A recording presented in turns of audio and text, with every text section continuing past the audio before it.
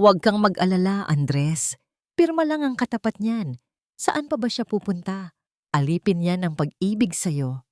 Ang boses ni Doña Celestina ay tila isang matalim na bubog ng salamin. Bumibiyak sa katahimikang naghahari sa pasilyo.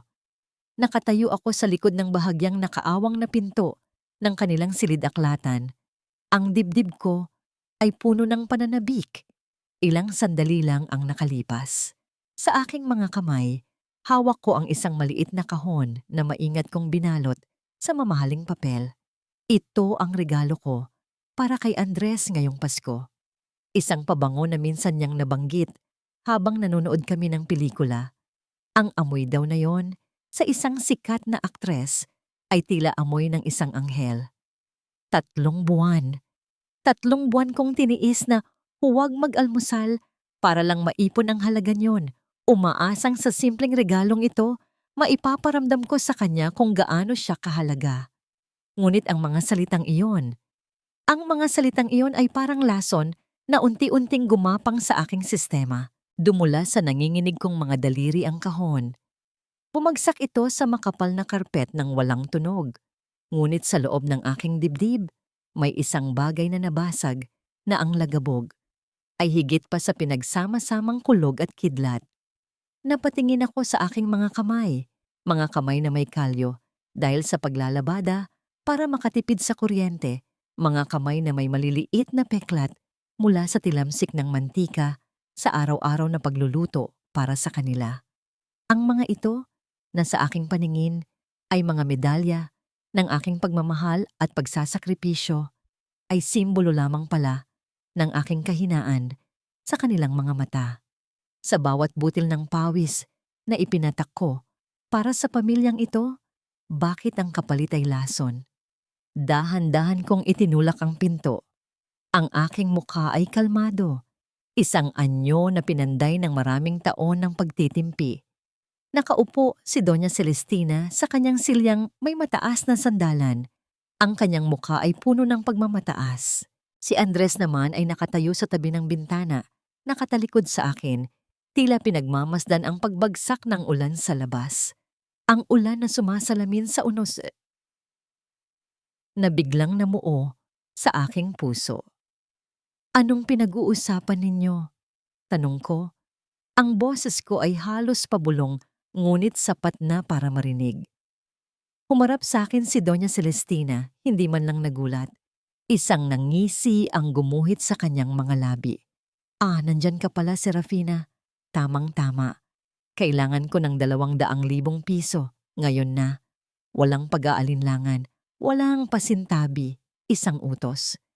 Tumingin ako kay Andres, naghahanap ng kahit anong tulong, ng kahit anong pagtatanggol. Ngunit nanatili siyang nakatalikod, ang kanyang mga balikat ay bahagyang nakakrus. Pero, Inay, nagsimula ako. Pinipilit na maging mahinahon. Kakaabot ko lang po sa inyo noong 1 linggo para sa mga gastusin sa Pasko. Wala na po akong, wag mo akong bigyan ng mga dahilan. Putol niya sa akin. Ang boses niya ay biglang tumaas. Alam kong may pera ka pa. Ibigay mo sa akin ang perang ipinadala mo sa kapatid mong si Renato. Huwag kang magkunwari na wala kang alam. Kumunot ang noo ko. Renato? Ang bayaw ko? Wala po akong ipinapadalang pera kay Renato. Para saan po iyon? Isang malakas na halakhak ang kumawala mula kay Doña Celestina. Sinungaling. Nakita ko ang resibo. Huwag mong isipin na maloloko mo ako. Babaeng probinsyana. Ibinibigay mo sa pamilya mo ang pera ng mga Monteclaro. Doon lang lumingon si Andres. Ngunit ang mga mata niya ay hindi nagpapakita ng pagtitiwala sa akin, kundi ng pagod at iritasyon. Sarah, please. Pagbigyan mo na si Mama para walang gulo. Ang bawat salita ay isang sampal. Mas masakit pa sa sampal ng palad dahil ito'y sampal sa kaluluwa. Siya, ang lalaking pinangakuan kong mamahalin habang buhay, ang lalaking pinagsilbihan ko ng walang kapaguran, ay pinipili ang kapayapaan ng pamamahay sa kapahamakan ng aking dangal. Umiling ako. Ang mga luha ay nagbabadyang tumulo. Hindi, Andres. Wala akong ibinibigay at wala na rin akong maibibigay pa. Ang desisyon kong yon ay tila isang mitya na nagsindi sa galit ni Doña Celestina. Tumayo siya, ang kanyang mga mata ay nag-aapoy. Kung ganoon, wala ka ng silbi sa pamamahay na ito. Kung hindi mo kayang ibigay ang kailangan namin, lumayas ka. Ikaw at ang inutil mong anak, doon kayo sa labas matulog, sa kamalig, para maranasan mo ang hirap na nararapat sa mga taong walang utang na loob. Nanlamig ang buo kong katawan, ang kamalig, ang lumang bodega ng palay na malamig at puno ng alikabok. Sa labas, ang ulan ay lalong lumalakas, kasabay ng hangin na humahagupit. At si Milo, ang anak ko, ay may kaunting ubo pa. Tumingin akong muli kay Andres, isang desperadong pagsusumamo sa aking mga mata. Gawin mo ang tama. Ipagtanggol mo kami. Ngunit yumuko lamang siya at lumakad patungo sa pinto. Binuksan niya ito. Isang paanyaya para sa akin na umalis. Isang hatol. Andres, halos hindi ko na makilala ang sarili kong boses. Isang gabi lang naman, Sarah, sabi niya, hindi makatingin ng diretso sa akin. Para lang humupa ang galit ni Mama. Para sa kapayapaan. Kinuha ko si Milo mula sa kanyang silid. Ang anak ko, na nagising sa ingay, ay humihikbi sa aking balikat. Ang kanyang munting katawan ay bahagyang mainit dahil sa sinat. Habang naglalakad kami palabas ng pintong pangkusina, patungo sa madilim at basang bakuran, walang sino man ang pumigil sa amin. Bawat hakbang sa maputik na lupa ay tila isang pagbaon ng punyal sa aking puso. Pagdating namin sa harap ng kamalig, lumingon ako sa huling pagkakataon. Nakita ko ang anino ni Andres sa bintana, nakatingin, bago niya isinara ang kurtina. Maya-maya, ang pinto sa likod ng mansyon ay nagsara. At kasunod nito, ang isang matinis na tunog ng pag-ikot ng susi sa seradura, ang tila tuluyang nagpiit sa akin sa labas. Ako at ang aking anak, ipinatapon sa gitna ng unos sa mismong gabi ng Pasko. Ang pagaspas ng malakas na hangin ay tila isang halimaw na gustong agawin si Milo mula sa aking mga bisig. Bawat patak ng ulan ay kasing lamig ng yelo sa aking balat. Niyakap ko ng mahigpit ang aking anak. Ang kanyang munting katawan ay nanginginig hindi lang dahil sa lamig, kundi dahil sa lagnat na nagsisimula ng kumain sa kanyang lakas. Ang kanyang pag-ubo ay hindi na kasing lakas kanina. Ngayon, ito'y mahina na at tila may kahalong sakit. Wala akong ibang maisip, kundi ang makahanap ng masisilungan. Ang unang pinto na aking kinatok ay ang bahay ni Aling Marites, isa sa mga kumari ko sa binyag ni Milo.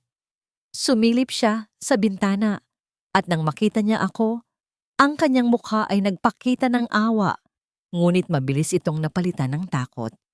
Sarah, anong ginagawa mo dyan?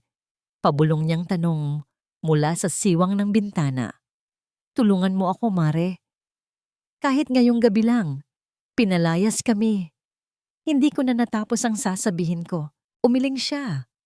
Ang mga mata ay pasulyap-sulyap sa direksyon ng mansyon ng mga Monteclaro. Naku, pasensya na, Sarah. Ayokong madamay. Kilala mo naman si Doña Celestina. Patawad. At isinara niya ang bintana, kasabay ng pagpatay sa ilaw sa kanilang sala. Isa pa, dalawa, tatlong bahay. Ang sagot ay pare-pareho. Ang takot sa kapangyarihan ng mga Monteclaro ay mas makapal pa sa dilim ng gabi. Walang gustong tumulong, walang gustong maging kaaway ng pamilyang naghahari sa bayang ito. Sa bawat pagtanggi, isang piraso ng aking pag-asa ang namamatay. Sa huli, sumukob ako sa isang luma at abandonadong waiting shed sa dulo ng kalsada. Ang bubong nito ay may butas na, ngunit sapat na para pansamantalang masilungan kami sa pinakamatinding buhos ng ulan. Ipinatong ko ang aking basang-basang blusa sa malamig na sementadong upuan at maingat na inihiga si Milo sa aking kandungan. Ang kanyang paghinga ay mabigat at mabilis. Ang kanyang noo ay nag-aapoy sa lagnat. Kinakantahan ko siya ng Oyayi, ang paborito niyang kanta, ngunit ang boses ko ay pumuputok at nanginginig. Ang aking mga luha ay humahalo na sa tubig ulan sa aking mukha. Dito na ba kami mamamatay? Sa isang abandonadong waiting shed? Sa gitna ng kawalan? Sa gabi ng Pasko? Sa gitna ng aking pagtangis, isang anino ang dahan-dahang lumapit mula sa kadiliman. Napaatras ako. Niyakap si Milo ng mahigpit. Ang puso ko ay kumakabog sa takot. Baka utusan ni Doña Celestina. Ngunit ang anino ay huminto sa ilalim ng kaunting liwanag mula sa poste, sa malayo. Isang matandang babae, may hawak na payong na sira-sira at isang maliit na bayong. Tia Elena, bulong ko. Ang mukha niya ay puno ng pag-aalala. Lumapit siya, inilapag ang bayong, at kinuha mula roon ang isang makapal, ngunit lumang kumot. Itinakip niya ito sa amin ni Milo.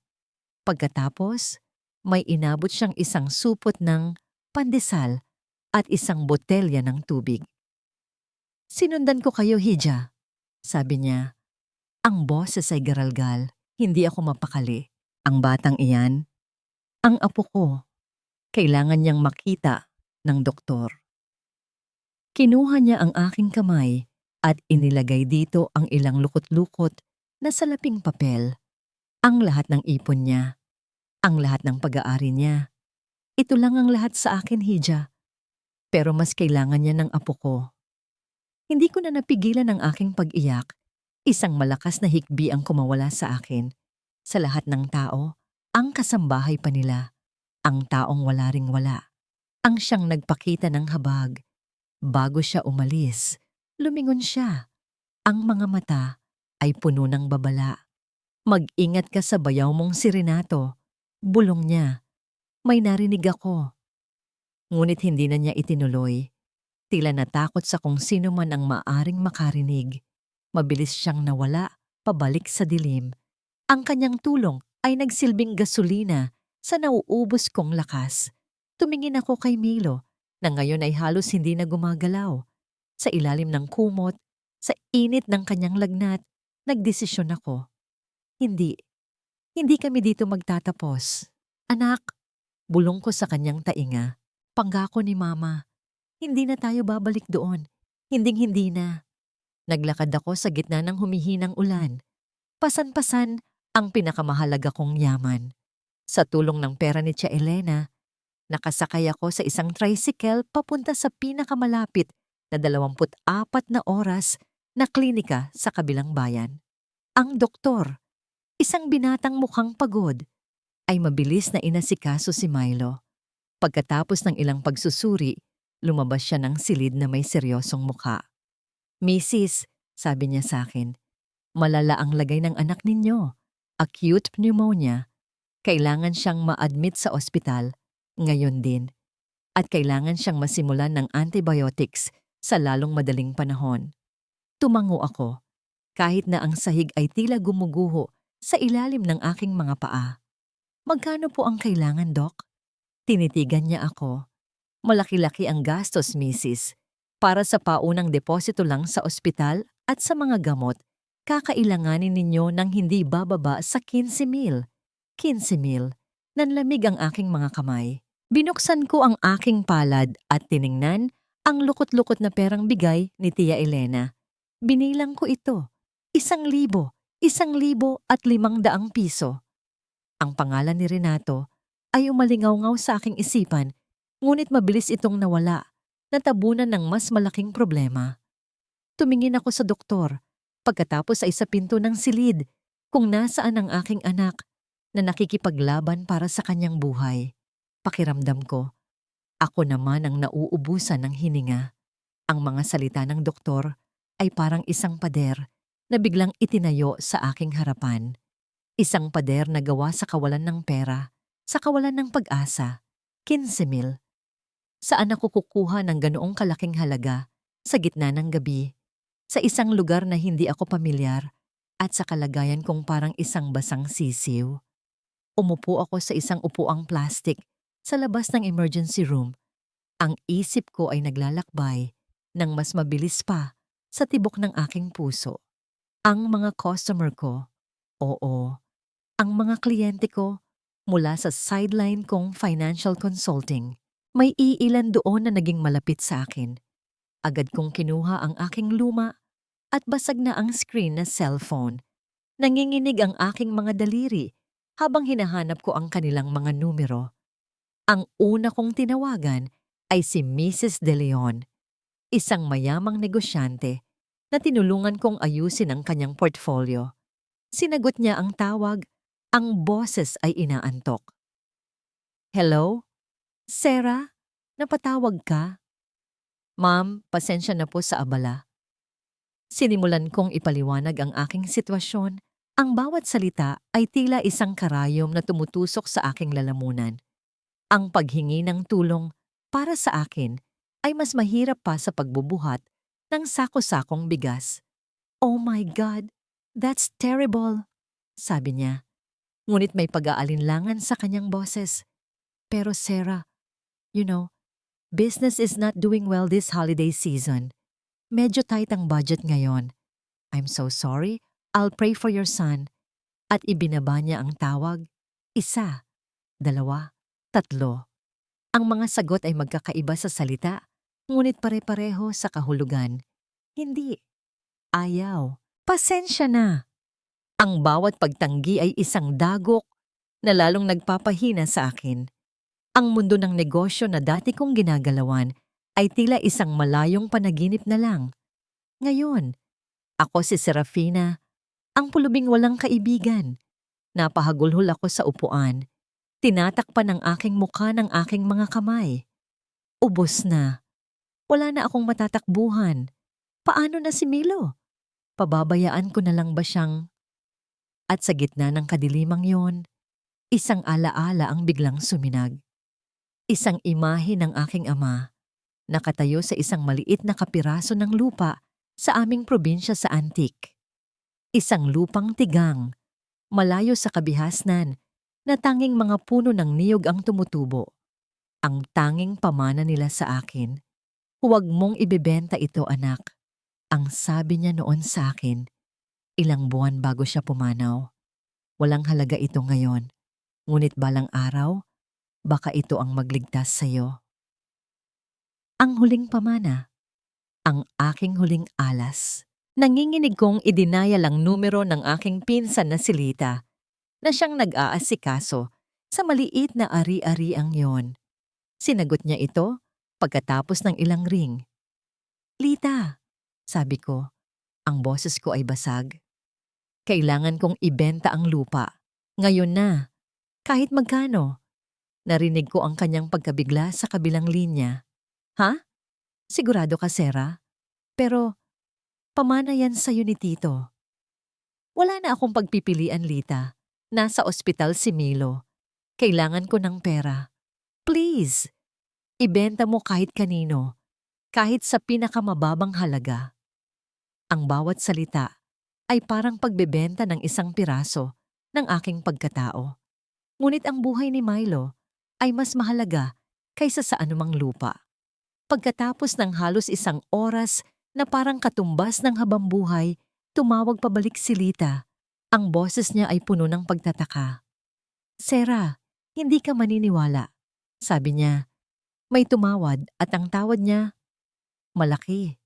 Sabi niya, may nabalitaan daw siyang plano ng gobyerno na magtayo ng kalsada malapit doon, kaya biglang tumaas ang halaga. Sapat na ito para sa ospital at may matitira pa para makapagsimula ka.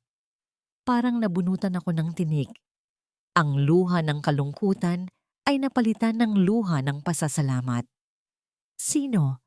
Sino ang bumili, Lita? Hindi ko kilala, pinsan.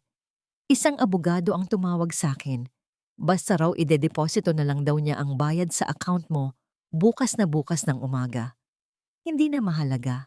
Ang mahalaga, may pag-asa. Ang pamanang minamaliit noon ng mga Monteclaro, ang lupang tinatawag nilang pugad ng mga unggoy, ang siyang nagbigay ng kaligtasan sa aking anak. Pagkatapos kong makausap ang doktor at mangakong babayaran ang deposito kinabukasan, umupo akong muli. Pagod ngunit may kaunting kapayapaan. At sa sandaling iyon, ang aking cellphone, na malapit nang maubos ang baterya, ay muling tumunog. Isang numero na hindi rehistrado. Sa pag-aakalang baka silita ulit, sinagot ko ito. Hello? Isang boses ng lalaki ang tumugon. Isang boses na kalmado, professional, at pamilyar. Miss Serafina Valmonte? Good evening. I'm Mr. Benitez. We met once a few years ago. I was a client. I heard about your situation, and I think I have a proposition for you. Benitez. Pilit kong hinukay sa hardin ng aking gunita ang pangalang yon. At pagkatapos ng ilang sandali, isang mukha ang lumitaw, isang matandang Ginoo, nasa mga 60 anyos, na may buhok na halos puti na at mga matang puno ng talino. Isa siya sa mga pinakamalaking kliyente na nahawakan ko noon. Isang taong hinangaan ko dahil sa kanyang galing sa pagnenegosyo. Pero paano niya nalaman ang sitwasyon ko? Makikipagkita po ako sa inyo, sir. Sagot ko. Sinusubukang itago ang panginginig ng aking boses. Nagkasundo kami na magkita sa isang maliit na kapihan malapit sa ospital kinabukasan. Suot ang nag-iisa kong disenteng damit na nadala ko. Isang kupas na bestida. Pumasok ako sa loob ng kapihan. Nakita ko siya agad sa isang sulok. Nakaupo ng tuwid. Nagbabasa ng dyaryo. Tumayo siya nang makita niya ako at magalang na inilahad ang upuan para sa akin. Isang kilos na sa loob ng maraming taon ay hindi ko naranasan. Salamat sa pagdating, Serafina. Sabi niya. Ang kanyang ngiti ay magalang. Kumusta na ang anak mo? Nakasurvive po siya sa krisis, sir.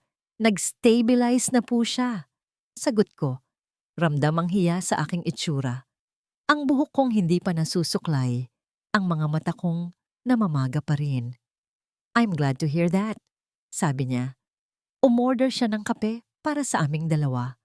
Sa gitna ng amoy ng bagong timplang kape at ng mahinang tugtugin sa loob ng lugar, nagsimula siyang magsalita. Siguro ay nagtataka ka kung paano ko nalaman. May mga koneksyon ako sa mundo ng real estate. Narinig ko na may isang lupain sa antique na bigla ang ibinenta. At nang malaman ko kung sino ang may-ari, naalala kita? Tumingin siya sa akin ng diretsyo. Serafina, naalala ko ang talas ng iyong pag-iisip. You had one of the sharpest financial minds I've ever encountered. Sayang kung hahayaan mo lang na malunod ka sa sitwasyon mo ngayon. I am a man who invests in potential, both in properties and in people. Doon na niya sinabi, ako ang bumili ng lupa mo at binili ko ito sa tamang halaga, hindi sa presyong pinalugi. Natigilan ako. Ang puso ko ay tila huminto sa pagtibok. Hindi ito isang swerte, ito ay isang tulong na may layunin. Pero bakit po? Iyon lang ang salitang lumabas sa aking bibig. Dahil naniniwala ako na ang puhunang ibinigay ko sa iyo ngayon ay babalik sa akin nang higit pa sa inaasahan. Paliwanag niya, hindi bilang utang na loob, kundi bilang isang business partnership. I want to offer you a job, Serafina. Hindi bilang assistant, kundi bilang aking kanang kamay. Ang trabaho mo ay suriin ang mga kumpanyang palubog, mga ari-ari ang walang nakikitang halaga, at hanapin ang ginto sa gitna ng putik. You will be my chief risk analyst. Isang trabaho, isang tunay na trabaho, isang pagkakataon na gamitin muli ang aking utak na bumangon mula sa aking pagkalugmok. Ang mga luha ay muling namuo sa aking mga mata, ngunit sa pagkakataong ito, hindi dahil sa sakit, kundi dahil sa labis na pasasalamat. Tumahimik ako sandali, huminga ng malalim at pinunasan ang aking mga pisngi. Tumingin ako sa kanya, hindi na bilang isang biktima, kundi bilang isang profesional na handang harapin ang hamon. Tinantanggap ko po, Mr. Benitez. Sabi ko, ang boses ko ay buo at matatag. Sa unang pagkakataon, sa loob ng napakatagal na panahon. Kinabukasan, pagkatapos mailipat si Milo sa isang mas magandang silid sa ospital at mabayaran ang lahat ng kailangan, umuwi ako sa isang maliit na apartment na inayos ni Mr. Benitez para sa amin. Maliit ito, simple, ngunit para sa akin, ito ang pinakamarangal na palasyo. Sa unang pagkakataon, mayroon kaming sariling lugar. Ligtas kami. Nang gabing iyon, habang mahimbing na natutulog si Milo sa kanyang kama, binuksan ko ang aking lumang laptop na dinala sa akin ni Mr. Benitez. Isang tunog ng notifikasyon ang bumasag sa katahimikan. Isang email mula sa kanya. Subject, your first assignment. Dahan-dahan kong ibinaba ang cursor at binuksan ang kalakip na dokumento. Ito ay isang file ng isang kumpanyang lubog sa utang, nasa bingit ng pagkalugi at desperadong naghahanap ng isang investor na sasalo sa kanila. Binasa ko ang pangalan sa pinakataas ng business profile at ang mundo ko ay muling huminto. Monte Claro Grains Corporation. Ang mga letrang bumubuo sa pangalang Monte Claro Grains Corporation ay tila may sariling buhay. Gumagalaw sa screen, nanunya. Isang alon ng galit at sakit ang biglang bumuhos sa aking sistema. Napakabilis, na halos mapahampas ko ang laptop sa sahig. Sila. Pagkatapos ng lahat ng kanilang ginawa, ang kapalaran pa mismo ang maglalagay sa kanilang kinabukasan sa aking mga kamay. Anong klaseng biro ito? Huminga ako ng malalim. Pinilit na pakalmahin ang aking sarili. Ipinikit ko ang aking mga mata. At sa dilim, nakita ko ang mukha ni Milo. Payapang natutulog. Hindi ito oras para sa emosyon. Ito ay trabaho. At si Mr. Benitez ay nagtitiwala sa akin. Sa loob ng sumunod na 2 linggo, habang nagpapagaling si Milo, ang maliit naming apartment ay naging aking war room. Ang bawat numero sa kanilang financial statement ay isang sundalong aking sinusuri. Ang bawat utang ay isang kahinaan na aking minamarkahan. Ang bawat ari-arian ay isang teritoryong aking pinag-aaralan. Hindi ako natulog ng mahigit 3 oras bawat gabi. Ang kape ang naging aking dugo. At ang paghihiganti, hindi. Ang profesionalismo ang naging aking hangin. Natuklasan ko ang lahat. Ang mga maluhong gastos ni Doña Celestina na itinatago sa ilalim ng representation expenses. Ang mga palpak na investment ni Renato na naglubog sa kumpanya sa utang. At ang kapabayaan ni Andres na bilang tagapagmana ay bulag sa lahat ng kabulukan dahil mas pinili niyang huwag makialam. Nakita ko ang buong larawan ng kanilang pagbagsak. Ito ay tila isang dahan-dahan at masakit na pagkamatay ng isang imperyo na binuo sa kasinungalingan. Sa aking pagsusuri, nakakita ako ng isang paraan. Isang napakatalinong paraan para maisalba ang kumpanya. Isang plano ng restructuring na magbabawas sa kanilang mga utang, magpapalakas sa kanilang operasyon, at muling magtatayo sa kanila bilang isang matatag na negosyo. Inilatag ko ang lahat sa isang detalyadong presentasyon.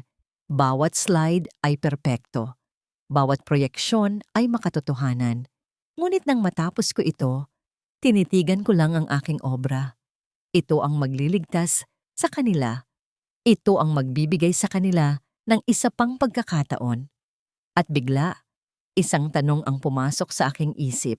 Bakit ko sila ililigtas? Bakit ko ibibigay ang aking talino sa mga taong tumapak sa aking pagkatao? Bakit ko aayusin ang bahay na nagtaboy sa akin sa gitna ng unos? Pinatay ko ang laptop. Naglakad ako patungo sa bintana at pinagmasdan ang mga ilaw ng lungsod. Ang mga ilaw na ito ay hindi nagmamalasakit sa aking sakit. Ang mundong ito ay hindi titigil para sa aking mga luha. Kung gusto kong manalo, kailangan kong gumawa ng sarili kong mga patakaran. Kinabukasan pumasok ako sa opisina ni Mr. Benitez. Inilatag ko sa kanyang mesa, hindi ang plano para iligtas ang Monte Claro Grains. Sa halip, inilatag ko ang isang business proposal.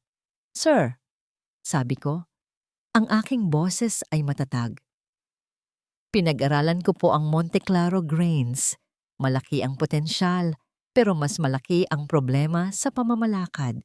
Kung bibilhin natin sila ngayon, bibilhin lang natin ang kanilang mga sakit ng ulo. Kumunot ang noo niya, interesado. So what are you proposing? Hayaan po natin silang malunod pa ng kaunti, sabi ko. Ang bawat salita ay may bigat. Hayaan nating ibenta ng mga bangko ang kanilang mga utang sa mas mababang halaga.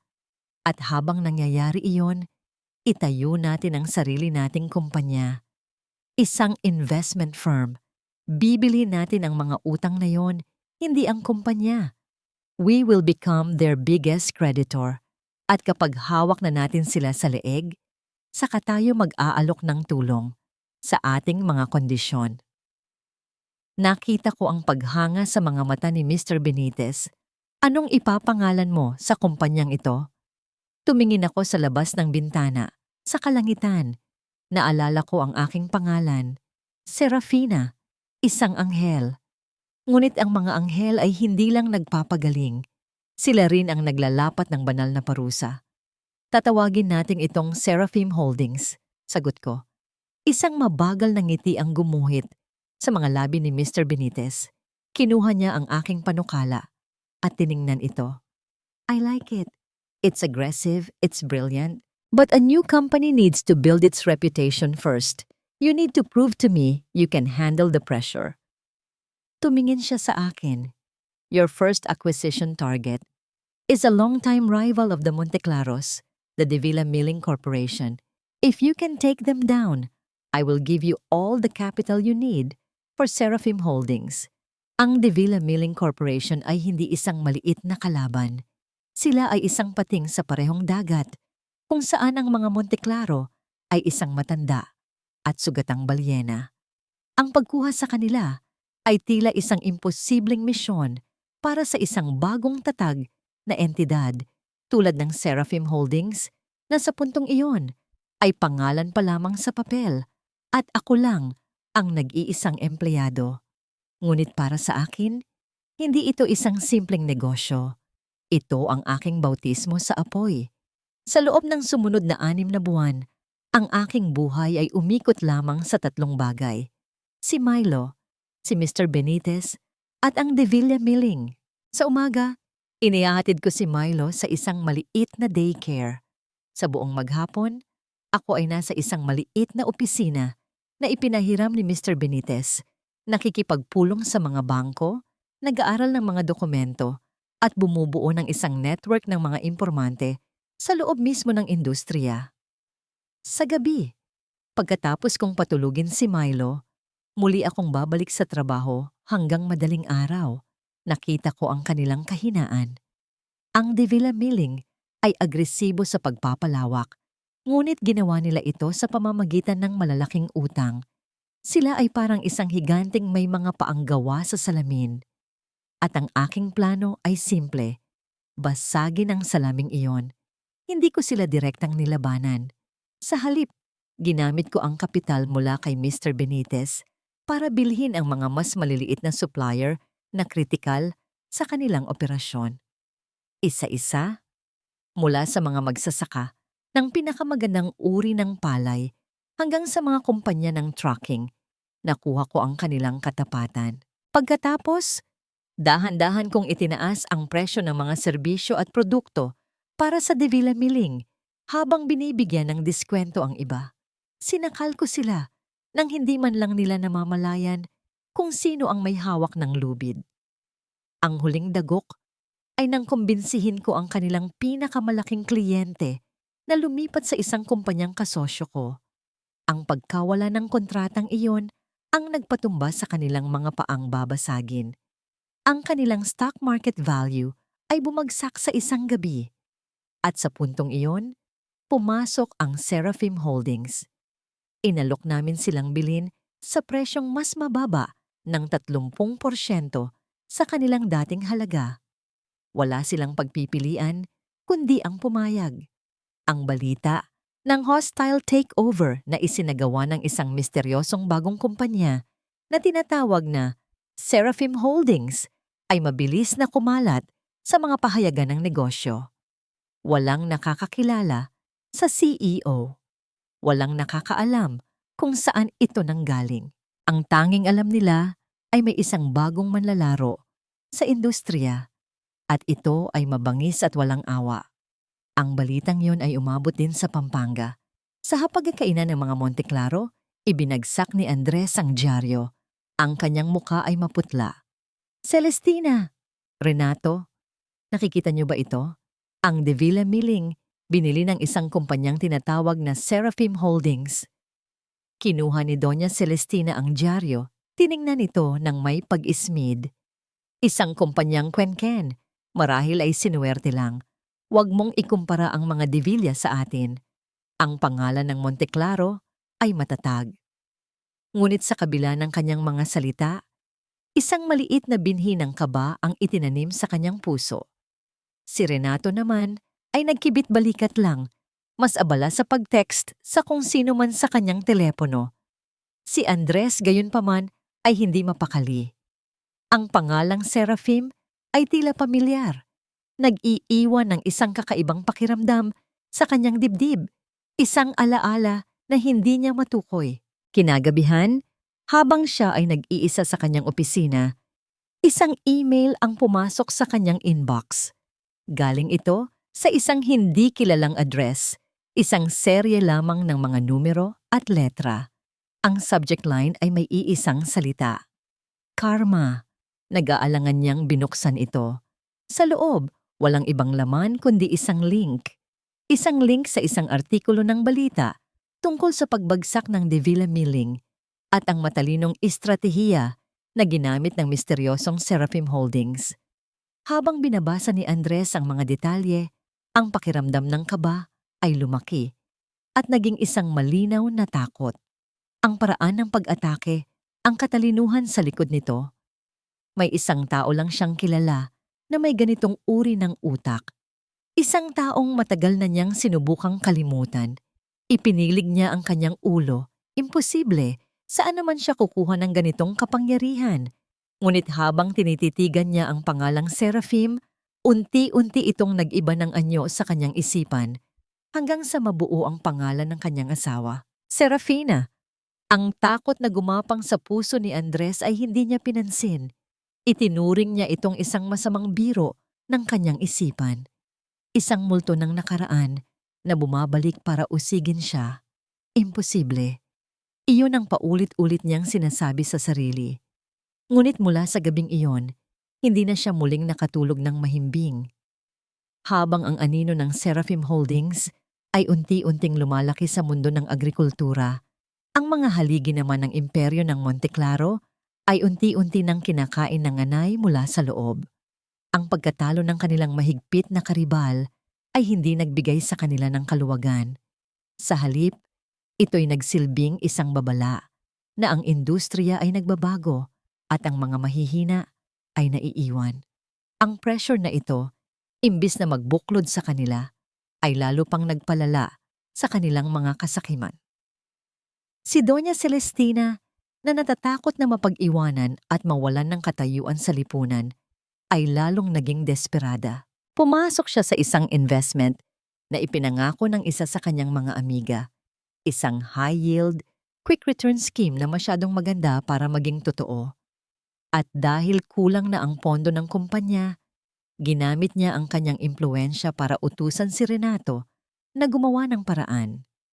Si Renato, na matagal nang sanay sa pagmamanipula ng mga libro ng kumpanya, ay hindi nagdalawang isip.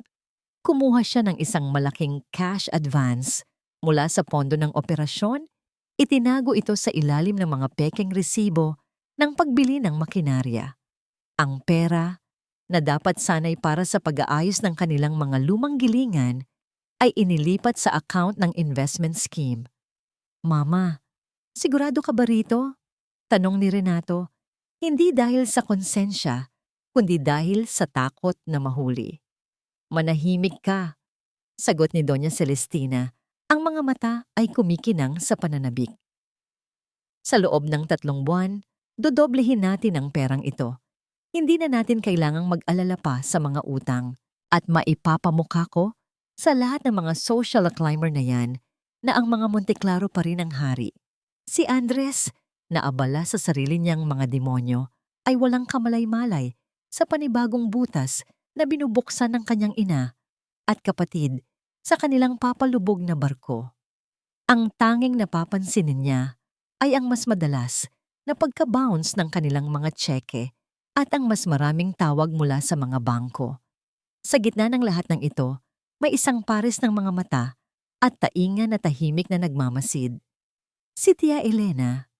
Nanatili siya sa mansyon, hindi dahil sa katapatan sa mga Monteclaro, kundi dahil sa isang pakiramdam ng responsibilidad na tila siya ang huling bantay ng isang bahay na matagal nang nawalan ng kaluluwa.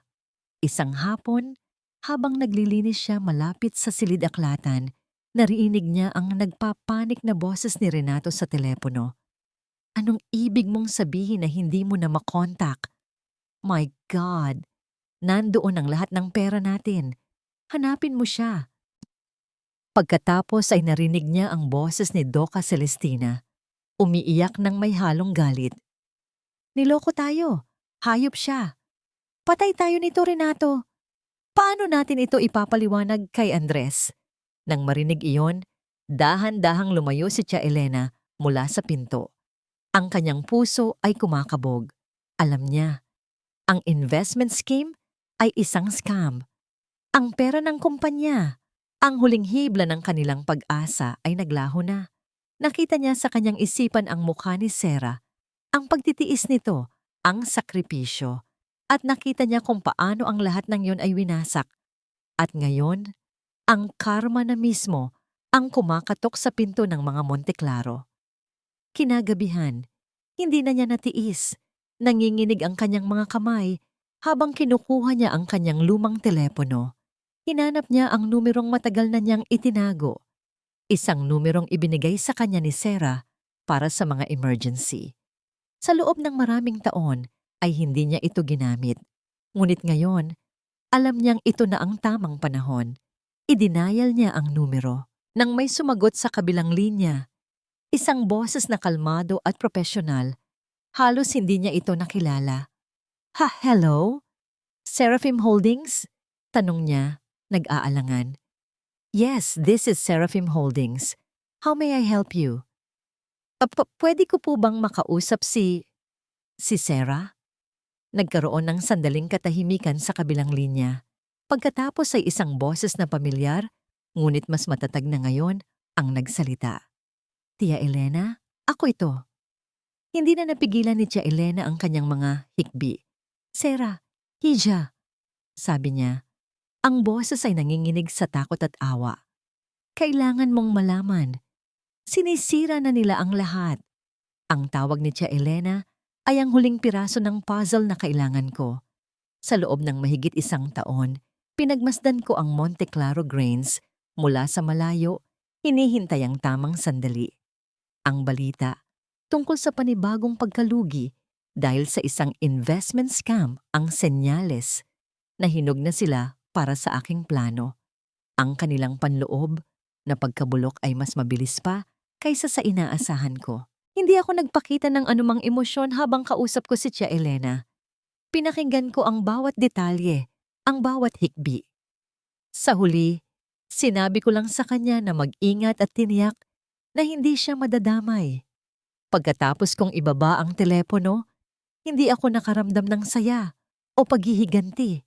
Nakaramdam ako ng isang malamig at matalas na focus. Ang oras ng paghihintay ay tapos na. Ang oras ng pagkilos ay nagsimula na. Kinabukasan, tinipon ko ang aking maliit ngunit napakatatalinong grupo sa Seraphim Holdings. Sila ang mga taong personal kong pinili sa tulong ni Mr. Benitez, mga abogado, accountant, at financial analyst na mas pinipili ang diskarte kaysa sa ingay. Ladies and gentlemen, sabi ko, habang nakatayo sa harap ng isang malaking screen na nagpapakita ng network ng mga utang ng Monte Claro Grains. For the past year, we have been watching a giant slowly bleed to death. Today, we stop watching, we start buying. Ang plano ay simple sa konsepto, ngunit komplikado sa pagpapatupad. Sa halip na subukang bilhin ang kumpanya ng direkta, bibilhin namin ang kanilang mga utang. Ang bawat pautang nila sa bangko, ang bawat credit line sa mga supplier, ang bawat promissory note na kanilang in-issue. Lahat ng yon ay bibilhin ng Seraphim Holdings at ng mga subsidiary company na itinayo namin para lang sa layuning ito. Nagsimula kaming kumilos nang may bilis at katahimikan ng isang ahas. Ang unang target ay ang mga mas maliliit na bangko sa probinsya.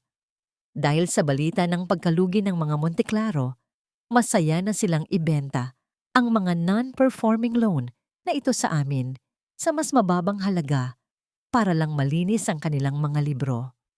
Pagkatapos, ang mga mas malalaking bangko sa Maynila. Ang aking reputasyon na binuo mula sa pagkuha sa De Villa Milling ay sapat na para seryosohin nila ang aming mga alok. Ang pamilya Monte Claro, sa kanilang desperasyon, ay walang kamalay-malay sa kung ano ang nangyayari sa likod ng mga nakasarang pinto. Ang tanging alam nila ay unti-unti, ang mga tawag mula sa iba't ibang kolektor ay huminto. Napalitan ito ng isang kakaibang katahimikan. Sa una, inakala nilang ito ay isang biyaya, isang palugit na ibinigay sa kanila ng tadhana. Hindi nila alam na ito ang katahimikan bago ang isang perpektong bagyo. "Nakita mo, Andres?" sabi ni Doña Celestina isang gabi. Ang kanyang dating kayabangan ay unti-unting bumabalik. Ang pangalan ng Monte Claro ay may bigat pa rin. Natakot na siguro ang mga bangko na idemanda natin sila. Si Andres ay hindi kumibo. Ang katahimikang ito ay hindi nagbigay sa kanya ng kapayapaan. Sa halip, ito'y nagbigay sa kanya ng matinding kaba. Ito ay hindi natural. Parang may isang malaking anino na dahan-dahang bumabalot sa kanilang buong pagkatao. Ang huling hakbang ng aking plano ay ang pagbili sa pinakamalaking utang nila, ang kanilang pangunahing pautang sa pinakamalaking bangko sa bansa. Ito ang utang na nakasanla, ang mismong pangalan, at lahat ng ari-arian ng Monte Claro Grains. Ito ang puso ng kanilang imperyo. Sa loob ng isang linggo ng matinding negosasyon, nakuha namin ito. Sa sandaling iyon, opisyal na. Ang Seraphim Holdings na ang nag-iisang may hawak sa kapalaran ng Monte Claro Grains Corporation. Lahat ng kanilang utang ay nasa ilalim na ng iisang bubong. Ang aking bubong. Kinabukasan, isang opisyal na sulat ang ipinadala sa mansyon ng mga Monte Claro. Simple lang ang laman nito. Isang formal na abiso na ang kanilang kabuuang utang ay inilipat na sa isang bagong nagmamay-ari, ang Seraphim Holdings, at isang imbitasyon para sa isang pulong sa susunod na linggo sa punong tanggapan ng bangko sa Maynila upang talakayin ang mga tuntunin ng kanilang pagsuko. Hindi.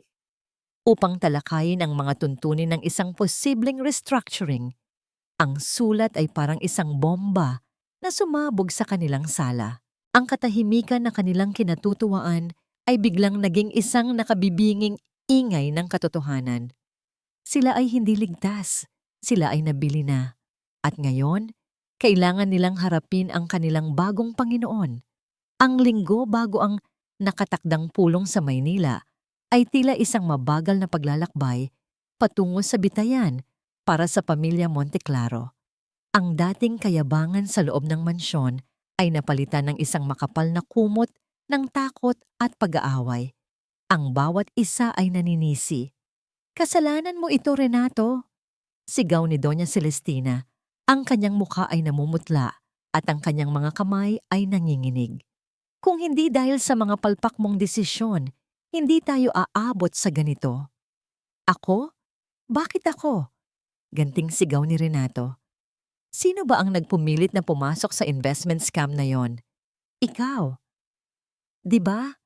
Dahil mas importante sa'yo ang sasabihin ng mga amiga mo kaysa sa kapakanan ng pamilyang ito.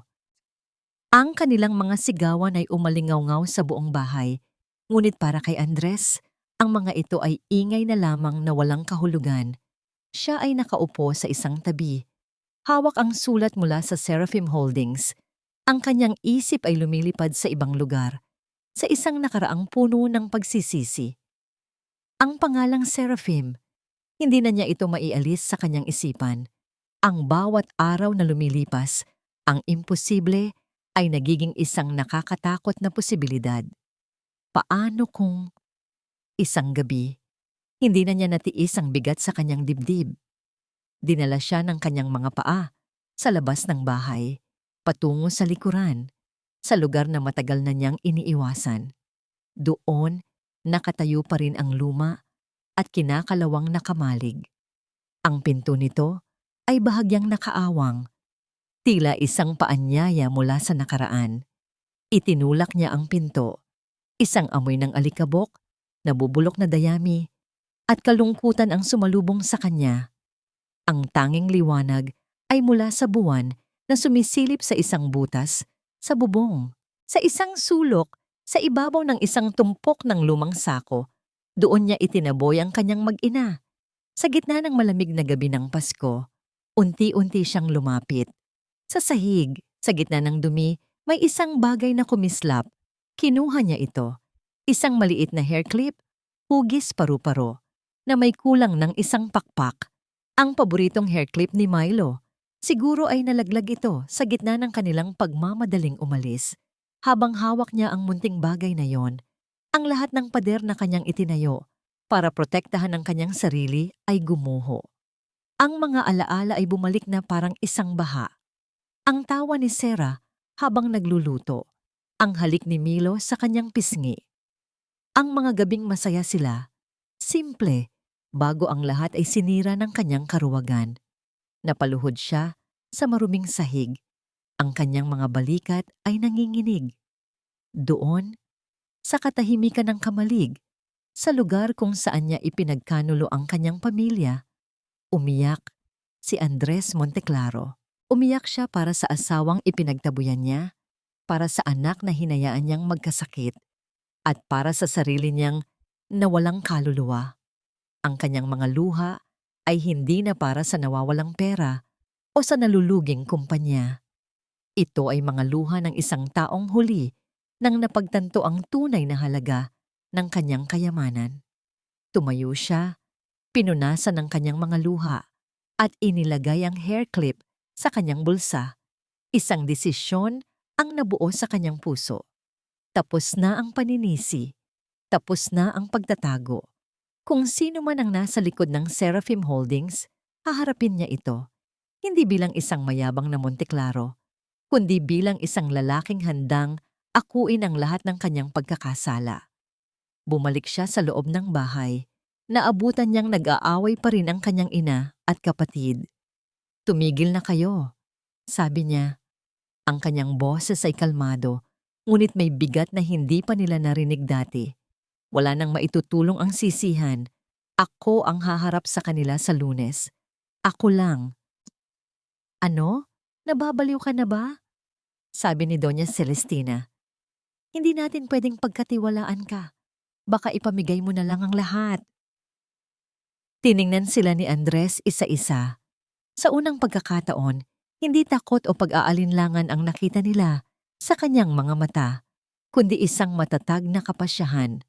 Wala na naman tayong anumang maipapamigay pa, sabi niya. Matagal na nating ipinamigay ang pinakamahalagang bagay na mayroon tayo. At tinalikuran niya sila. Iniwan silang natigilan sa kanilang kinatatayuan. Naglakad siya pabalik sa kanyang silid, dala-dala ang bigat ng kanyang pagsisisi at ang maliit na paru-parong may sirang pakpak. Ang biyahe papuntang Maynila ay ang pinakatahimik na biyahe sa buhay ni Andres. Sa huli, hindi pumayag si Doña Celestina at Renato na iwanan siyang mag-isa. Ang kanilang pagtitiwala sa kanya ay kasing nipis ng papel. Kaya't naroon silang tatlo, nakaupo sa loob ng kanilang marangyang sasakyan na marahil ay huling beses na nilang magagamit. Bawat isa ay nalulunod sa sariling mga iniisip. Ang gusali ng bangko ay nagtataasan at tila hinahamon ng langit. Sa loob, ang sahig na gawa sa marmol ay kumikinang at ang bawat tunog ng kanilang mga sapatos ay umuulit sa malamig at malawak na lobby. Isang babaeng nakasuot ng corporate attire ang sumalubong sa kanila at magalang silang ginabayan patungo sa isang conference room sa pinakamataas na palapag. Ang silid ay maluwag at napapaligiran ng salamin na nagbibigay ng tanawin ng buong lungsod. Sa gitna nito ay isang mahabang mesa na gawa sa dark mahogany. Ang mga upuan sa isang panig ay malinaw na inilaan para sa kanila. Ang upuan sa kabisera, ang upuang para sa kapangyarihan, ay bakante pa. Umupo sila. Ang bawat isa ay may dalang kanya-kanyang bigat. Si Doña Celestina ay pilit na pinapanatili ang kanyang postura ng isang matriarka.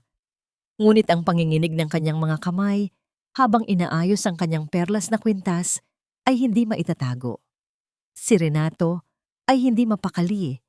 Ang kanyang mga mata ay ligaw, tila naghahanap ng daan para takasan. Si Andres lamang ang nakaupo ng tuwid. Ang kanyang mga mata ay nakatuon sa bakanteng upuan, handa nang tanggapin ang anumang hatol. Pagkatapos ng ilang sandali, na tila walang katapusan, ang pinto ng conference room ay dahan-dahang bumukas. Isang lalaking nasa edad na, si Mr. Benitez, ang unang pumasok. Kasunod, ang ilang mga abogadong may dalang mga portfolio. Ngunit hindi sa kanila napunta ang atensyon ng mga Monteclaro. Ang kanilang mga mata ay napako sa huling taong pumasok sa silid. Isang babae. Nakasuot ng isang simple ngunit eleganteng business suit na kulay navy blue. Ang kanyang buhok ay maayos na nakatali sa isang mababang tinapay. Ang kanyang paglakad ay may tiwala sa sarili. Bawat hakbang ay may layunin.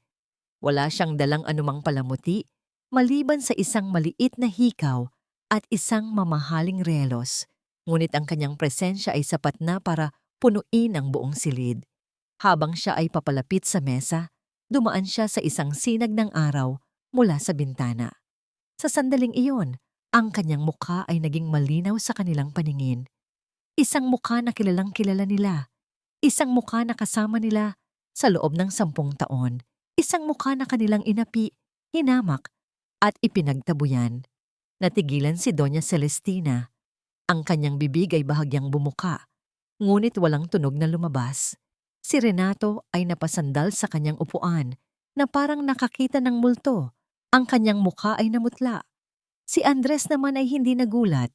Sa halip, isang alon ng kalmadong pagtanggap ang dumaloy sa kanyang katawan.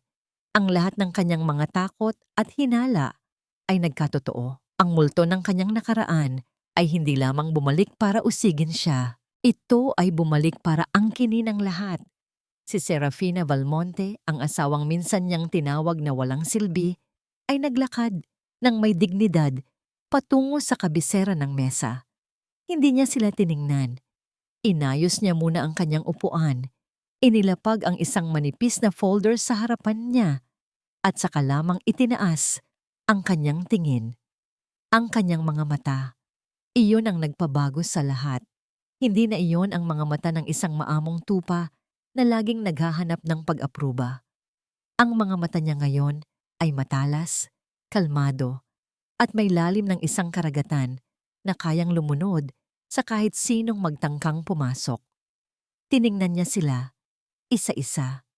Ang kanyang tingin ay tumagal ng ilang segundo sa bawat isa, sapat na para iparamdam sa kanila ang kanilang buong bigat. At pagkatapos, isang maliit, halos hindi mahahalata, na ngiti ang gumuhit sa kanyang mga labi. Hindi ito isang nangiti ng pagbati. Ito ay isang nangiti ng isang reyna na tinitingnan ang kanyang mga bihag. Binasag niya ang nakabibinging katahimikan. Ang kanyang boses, na dati mahina at nag-aalangan, ay ngayon malinaw at may awtoridad na umalingaw sa buong silid. "Magandang umaga, pamilya," sabi niya. Ang bawat salita ay maingat na pinili at binitawan. "Narinig ko, kailangan ninyo ng tulong?" Ang tanong ni Sarah ay binitin sa hangin, isang lambat na humuli sa lahat ng salita at pag-iisip sa loob ng silid. Si Doña Celestina ang unang nakabawi ng ulirat. Ang kanyang pagkabigla ay mabilis na napalitan ng isang galit na hindi maitatago. "Ikaw?" Ang nanginginig niyang sigaw, kasabay ng pagtayo. "Anong karapatan mong umupo dyan? Isa kang ahas, isang manggagansyo. Paano mo nagawa ito?" Si Sarah ay nanatiling kalmado. Tumingin siya kay Mr. Benitez na tumango bilang senyales. Sa isang iglap, isang malaking screen sa likuran ni Sarah ang umilaw. Ang unang ipinakita ay ang corporate logo ng Seraphim Holdings. Pagkatapos, ang pangalan at titulo sa ilalim nito, Serafina Belmonte, President and CEO. "Ang karapatan ko, Doña Celestina," sagot ni Sarah. Ang kanyang boses ay malamig at walang emosyon. "Ay ang karapatan ng isang tao na nagmamay-ari ng bawat sentimo ng utang na nagpapanatili sa inyo sa labas ng kulungan. Kaya't kung maaari, maupo ka dahil nagsisimula pa lang tayo." Ang awtoridad sa kanyang boses ay sapat na para mapaupo si Doña Celestina na tila isang papet na naputulan ng tali. "Hindi ako naparito para makipag-away." Pagpapatuloy ni Sarah, ibinaling ang tingin sa kanilang lahat. "Naparito ako para maglatag ng mga katotohanan." Isa-isang lumabas sa screen ang mga dokumento. Mga bank statement mula sa isang secret account na si Sarah mismo ang nagpopondo. Ang bawat transaction ay malinaw na nakatala. Pambayad sa tuition ng mga pamangkin ni Andres, pambili ng gamot ni Doña Celestina, pang down payment sa bagong kotse ni Renato.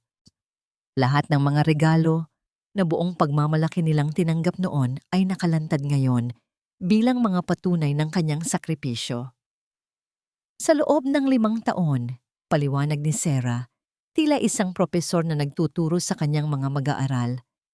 "Habang ipinapamukha ninyo sa akin na ako ay isang pabigat, ako ang bumubuhay sa inyong mga luho.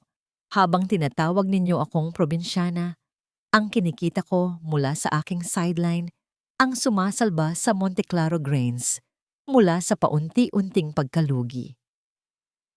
Sunod na lumabas ang mga resibo ng investment scam, mga kopya ng mga bank transfer mula sa account ng Monte Claro Grains patungo sa account ng manloloko. Sa ibaba, malinaw ang pirma ni Renato. Tumingin si Sarah kay Renato, na ngayon ay pawis na pawis na. "Renato, maaalala mo siguro ito. Ito ang 3 milyong piso na kinuha mo mula sa pondo ng kumpanya. Ang perang dapat sana ay ipinambayad sa mga utang sa bangko." "Hindi totoo yan. Pinilit lang ako ni Mama." Depensa ni Renato, itinuturo ang kanyang ina. Walang saysay kung sino ang nag-utos. Putol ni Sarah. "Ang mahalaga, ang krimen ay nangyari. At ako, bilang bagong may-ari ng utang, ay may karapatang magsampa ng kasong estafa laban sa inyo." Ang salitang estafa ay tila isang kidlat na tumama sa gitna ng silid. Sa huli, ibinaling ni Sarah ang kanyang tingin kay Andres. Ang kanyang mga mata ay bahagyang lumambot, ngunit hindi sa awa, kundi sa isang uri ng pinal na pagtatapos. "At ikaw, Andres, wala kang ninakaw na pera. Mas malala ang kinuha mo sa akin. Walang dokumentong ipinakita sa screen. Sa halip, ang pinto ng conference room ay muling bumukas. Isang matandang babae ang pumasok, payat at nakayuko, ngunit may dignidad sa kanyang mga mata. Si Tia Elena. "Tia Elena," sabi ni Sarah, ang boses ay malumanay. "Maaari mo bang isalaysay sa lahat ang iyong nakita noong gabi ng Pasko? 5 taon na ang nakalilipas." Nanginginig ngunit buo ang loob. Ikinuwento ni Tia Elena ang lahat, ang pagmamakaawa ni Sarah, ang panlalait ni Doña Celestina, ang pagbubukas ni Andres sa pinto, ang paglock sa pinto pagkatapos, ang pag-iyak ng isang may sakit na bata sa gitna ng ulan. Bawat salita ni Tia Elena ay isang martilyo na dumudurog sa natitirang dangal ng mga Monteclaro. Ang mga abogado at kinatawan ng bangko sa silid ay hindi makatingin sa kanila. Ang kanilang mga muka ay puno ng pagkasuklam. Nang matapos si Tia Elena, tumayo si Sarah.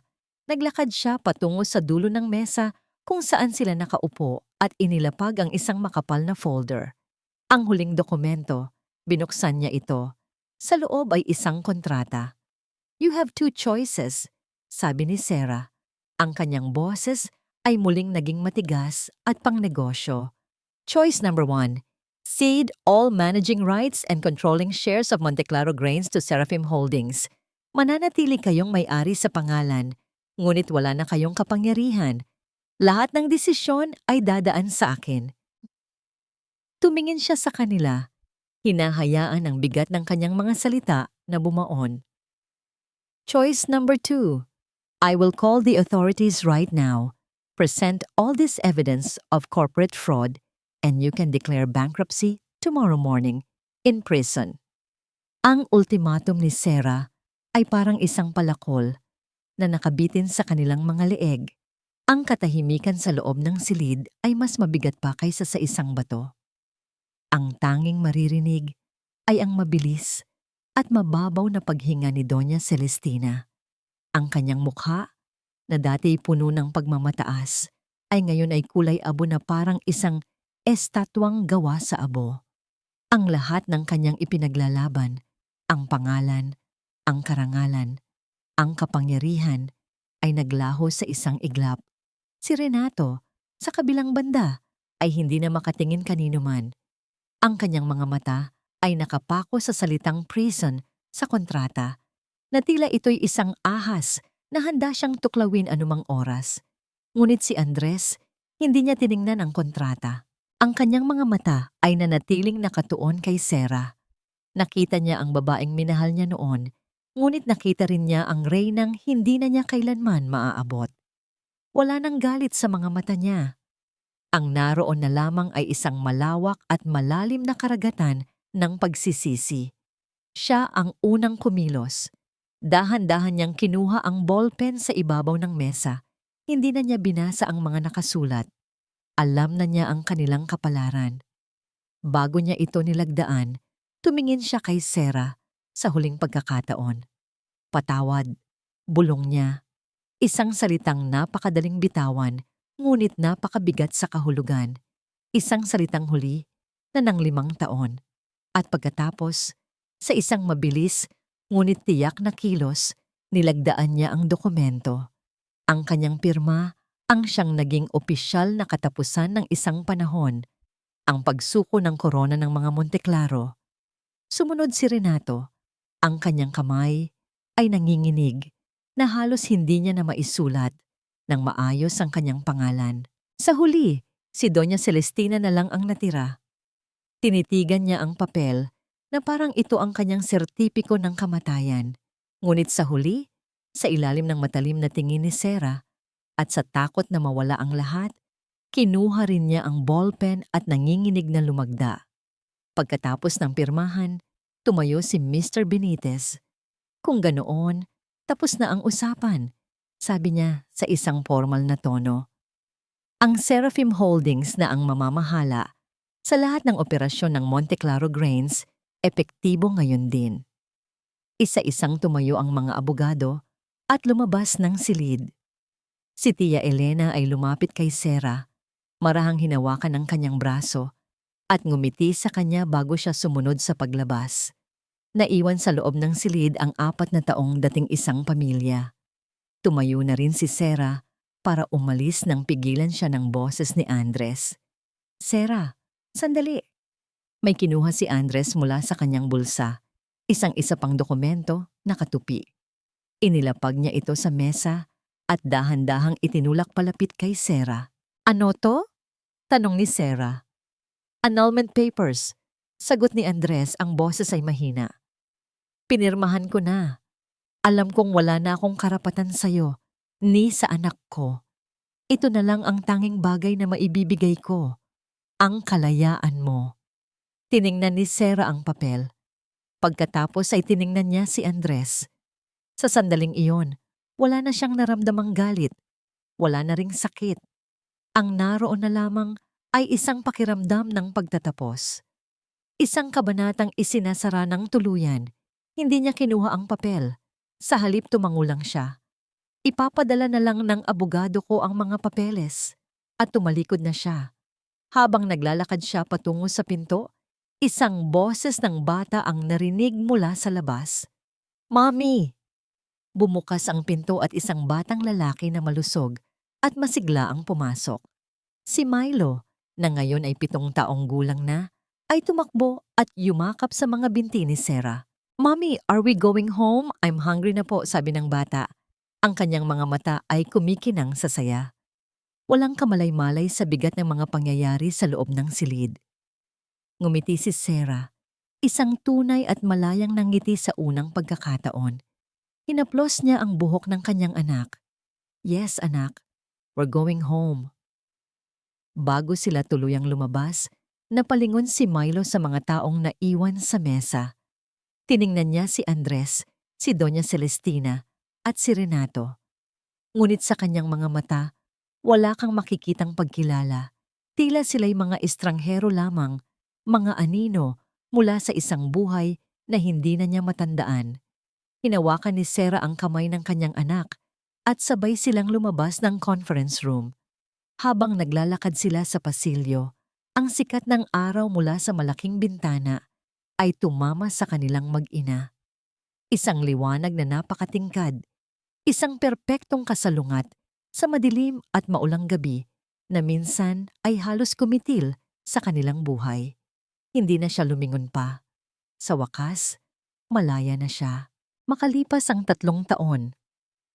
Ang hangin sa antik ay may dalang amoy ng dagat at ng mga bagong sibol na palay. Ito ang amoy ng aking kabataan, ang amoy ng aking tahanan.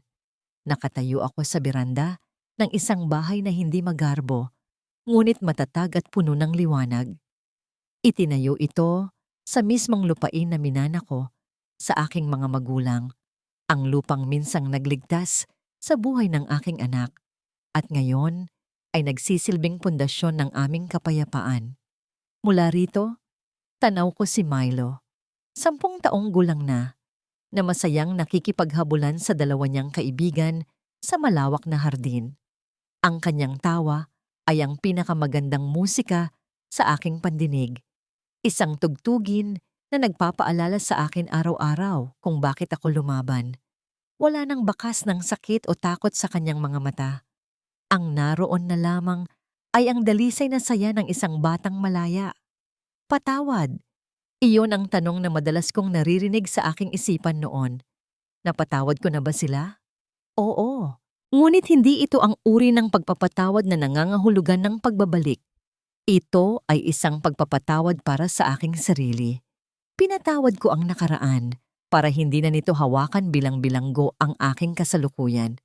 Pinakawalan ko ang galit, hindi dahil karapat-dapat sila, kundi dahil karapat-dapat ako sa kapayapaan.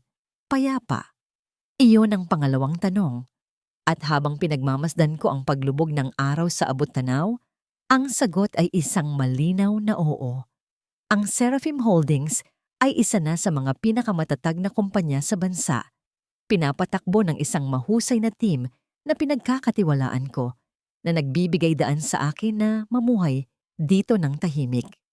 Ang Monteclaro Grains, sa ilalim ng aming pamamahala, ay muling bumangon, mas epesyente, mas makatao. Sila ay bahagi na lamang ng aking portfolio, isang negosyo, hindi na isang personal na pasanin. Ang pinakamalaking bahagi ng kita ng Seraphim ay napupunta ngayon sa isang foundation na aking itinatag, ang Fonda Sera. Nagbibigay ito ng mga scholarship at legal aid para sa mga kababaihang nakaranas ng pang-aabuso, Tinutulungan silang bumangon at itayo ang kanilang sariling mga buhay tulad ng ginawa ko. Ang aking sakit ay naging binhi ng pag-asa para sa iba. Iyon ang tunay na kapayapaan. At ang kanilang huling hantungan, paminsan-minsan nakakatanggap ako ng mga balita mula kay Tia Elena na ngayon ay komportable nang namumuhay kasama ng kanyang mga anak sa isang bahay na ibinigay ko. Si Renato ay nahatulan ng panandaliang pagkakakulong dahil sa corporate fraud at ngayon ay namumuhay ng simple, malayo sa karangyaan. Si Doña Celestina ay nanatili sa mansyon, ngunit ang bahay ay tila naging isang malaki at malungkot na hawla. Ang kanyang mga dating kaibigan ay lumayo, at ang kanyang pangalan ay naging isang babala, sa halip na isang simbolo ng kapangyarihan. Siya ay nabubuhay sa anino ng kanyang dating sarili. Isang araw, isang sulat ang dumating para sa akin. Walang return address, ngunit kilala ko ang sulat kamay. Galing ito kay Andres. Sa loob ng 3 taon, ito ang unang pagkakataon na sinubukan niyang makipag-ugnayan. Nanginginig kong binuksan ito. Hindi ito isang sulat ng pagmamakaawa para sa pangalawang pagkakataon. Ito ay isang simpleng pagkukwento. Isinulat niya na ibinenta na niya ang lahat ng kanyang mana at ginamit ang pera para magsimula ng isang maliit na charity na tumutulong sa mga batang kalye sa Pampanga. Sinabi niya na, sa pagtulong sa iba, unti-unti niyang natatagpuan ang kapatawaran para sa kanyang sarili. Sa dulo, may isang pangungusap lamang. Sana ay masaya ka, Sera. Karapat-dapat ka dyan. Isang butil ng luha ang pumatak sa papel. Luha hindi ng sakit, kundi ng isang pinal na pagtatapos. Itinupi ko ang sulat at inilagay ito sa loob ng isang maliit na baul kung saan ko itinatago ang mga alaala ng nakaraan, kasama ang sirang paru-parong hair clip ni Milo. Isinara ko ang baul. Tapos na. Mommy, sigaw ni Milo mula sa hardin. Kakain na po tayo. Ngumiti ako. Opo anak, paparating na si Mommy. Tumayo ako at naglakad patungo sa aking anak, patungo sa aking buhay, patungo sa aking hinaharap. Ang aking paghihiganti ay hindi ang kanilang pagbagsak. Ang aking tunay na paghihiganti ay ang aking kaligayahan. Isang kaligayahang ako mismo ang nagtanim, nagdilig, at ngayon, inaani.